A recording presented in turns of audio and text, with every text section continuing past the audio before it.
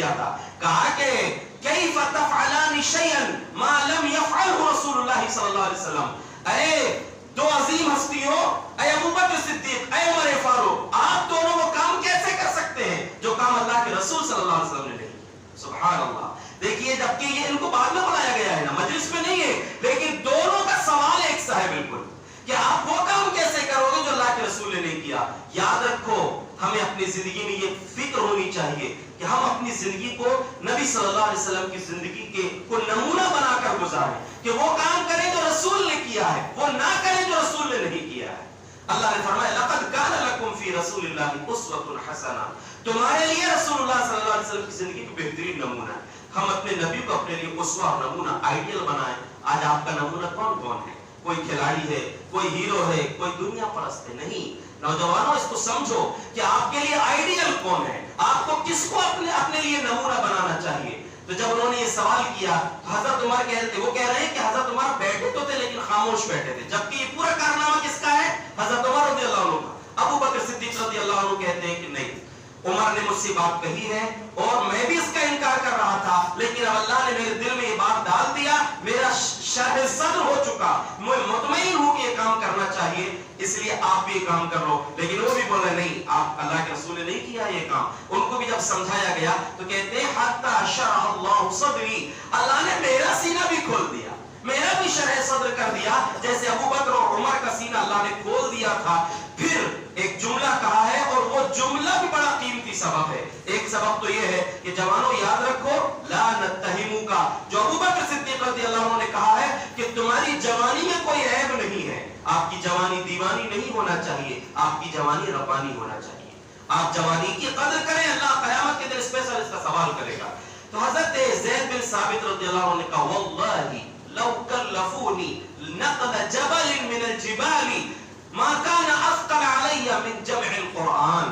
اللہ کی قسم اگر یہ دونوں بزرگ مجھ کو کسی پہاڑ کو اس کی جگہ سے ہٹانے کو بولتے تو وہ کام اتنا بھاری نہیں ہوتا جتنا بھاری قرآن کو جمع کرنے کا کام. اتنا زبردست، اتنا بڑا کارنامہ تھا یہ کہ پہاڑ کو ہٹانا آسان تھا لیکن قرآن کو جمع کرنا یہ آسان کام نہیں تھا. کہتے ہیں پھر میں نے قرآن کو جمع کیا لوگوں سے سن کے.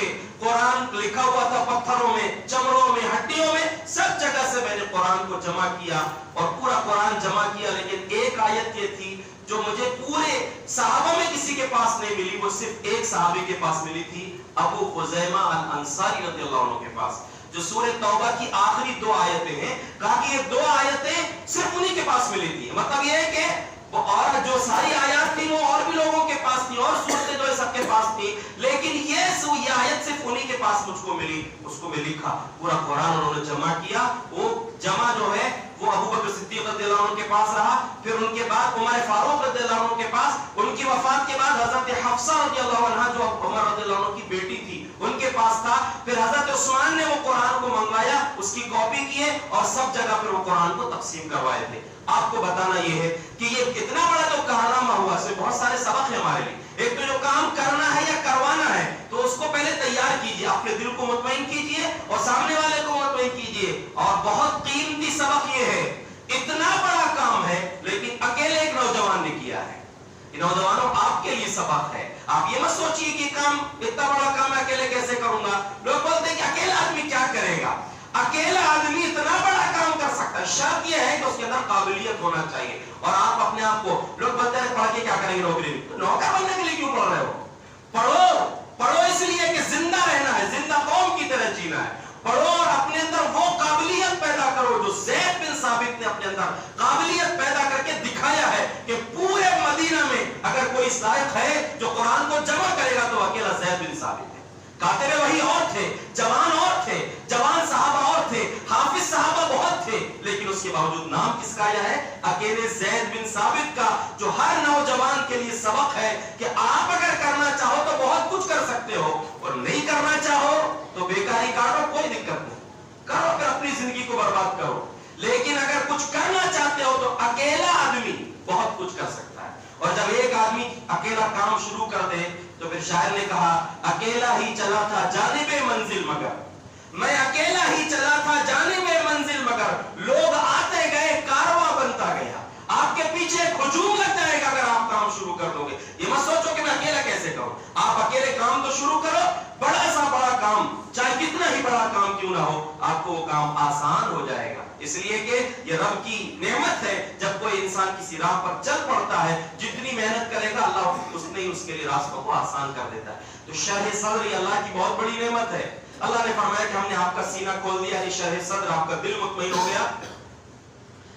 آپ کے اوپر جو بوجھ تھا, نبوت کا بوجھ, ہم نے آسانی کر دی, آپ نے ذمہ داری نبھا دی. یا ایک بوجھ کا دوسرا مطلب یہ ہے کہ نبوت سے پہلے جو آپ کی زندگی گزری تھی, حالانکہ کوئی گناہ آپ نے نہیں کیا تھا, لیکن پھر بھی آپ کو نبوت کے بعد ایسا لگتا تھا کہ میرے 40 سال بیکار گزرے, کوئی کام میں نے نہیں کیا. تو اللہ نے وہ دل سے نکال دیا, کہا کہ ہم نے سب جو بھی ہوا ہوگا بھی تو بھی معاف کر دیا. ہم نے قد غفر اللہ لک ما من ذنبک ما تأخر وما تقدم, اگلے پچھلے سب تمہارے معاف ہیں. یعنی یہ تمہارے بوجھ کو بھی ہم نے ہلکا کر دیا. ورفعنا لک ذکرک, اور ہم نے آپ کے ذکر کو بہت بلند کر دیا.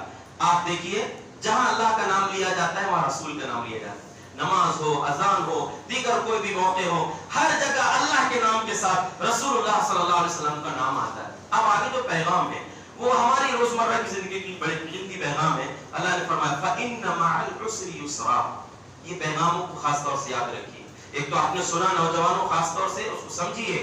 دوسرا فَإِنَّ مَعَ الْعُسْرِ يُسْرًا, یقیناً مشکل کے ساتھ آسانی ہے. إِنَّ مَعَ الْعُسْرِ يُسْرًا, یقیناً مشکل کے ساتھ آسانی ہے.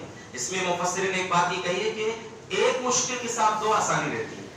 آپ کو لگ رہا ہے نا کہ ہماری زندگی مشکل میں گزر رہی ہے, انتظار کیجیے, دعا کیجیے, اللہ وہ مشکل کو دور کرے گا, اور ایک مشکل کے ساتھ ڈبل آسانی اللہ تبارک و تعالیٰ دے گا. اور پھر جو آسانی رہیں گی تو ایک مشکل دو آسانیوں پر غالب نہیں آ سکتی. یعنی ڈبل آسانی اللہ رب العالمین آپ کو عطا کرے گا. اور اس میں ایک سبق ہے, دیکھیے مشکلیں جب انسان کو آتی ہیں, بہت زیادہ مشکلیں جب انسان کو آ جاتی ہیں, تو وہ مشکلوں کے بعد انسان کی زندگی میں ایک چیز آتی ہے.